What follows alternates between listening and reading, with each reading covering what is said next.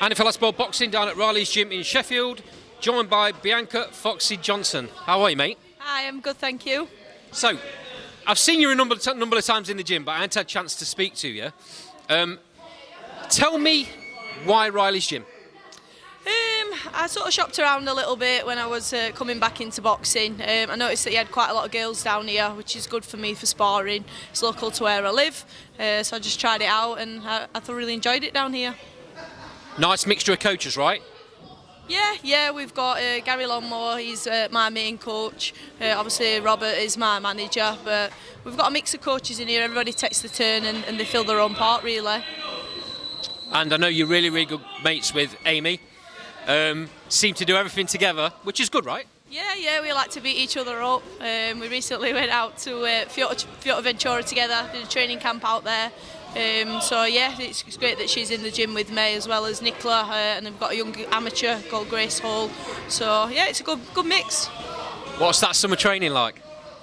Well, it's different out there. I mean, it's a good environment. Obviously, it's hot. The gym's absolutely mega. So anyone, I would definitely recommend it. If you've not been out there and you are in the boxing game, get out there, even if it's just a few days and tick over. It's good. So you had your pro debut in November the 23rd at Metrodome in Barnsley.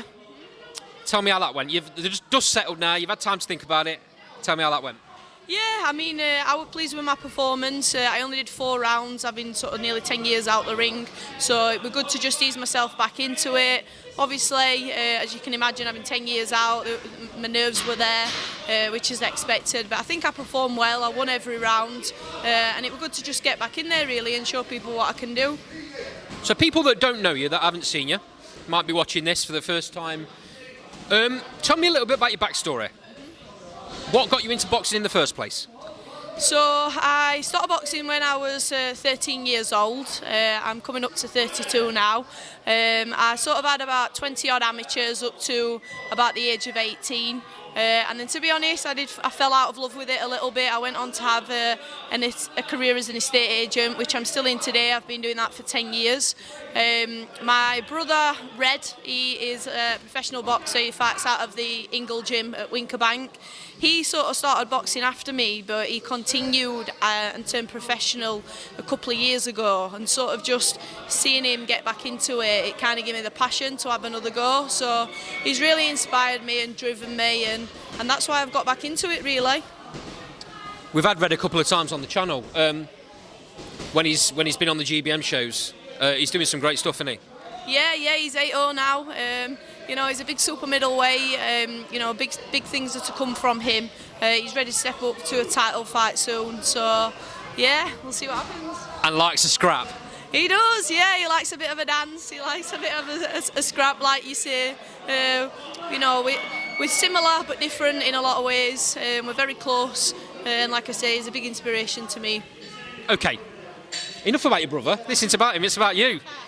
So tell me about your second pro fight. I believe you're fighting on the 8th of March, again at the Metrodome in Barnsley. Making that your home, aren't you?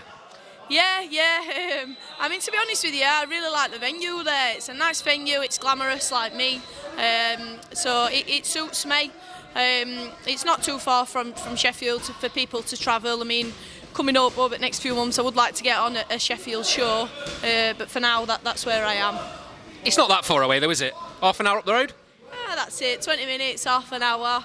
You know, a lot of my fans, they get minibuses, last one, a few of them had limousines and stuff, so yeah, it's a good crack for them. How'd you do for tickets? Last one did sort of 150, this one I'm up to about 100, still sort of 3 weeks out, so yeah, fan base is big. Really good numbers, to be honest. Fighters that start off with, you know, early fights don't often get them sort of numbers. That bodes well for you going forward, because unfortunately, boxing, you know the way boxing is, it's more often about how many tickets somebody can sell to get them on a show. But once you're on that show, that's your platform, isn't it? Yeah, definitely. I mean, the last show that I boxed on in November, obviously Red fought on that as well, and I think across the whole of the UK. We were the first brother and sister to actually fight on the same card. So Red did his tickets, I did mine, and you know, we had over 200 people in the stadium. It was absolutely immense. That's great stuff, isn't it? Is that something you'd like to do a bit more often in the future if it could come off? I think so, yeah. I mean, people like to, you know, we've got obviously the same family, same group of friends, so it is good for us to be on the same shows. I mean, it's no good me boxing one month, Red boxing the next. Obviously, it gets expensive for people. But yeah, I think that's the plan going forward. Okay. Talk to me a little bit about your opponent, Kyra Carter. She's, I would say the best way to describe her would be a journeywoman.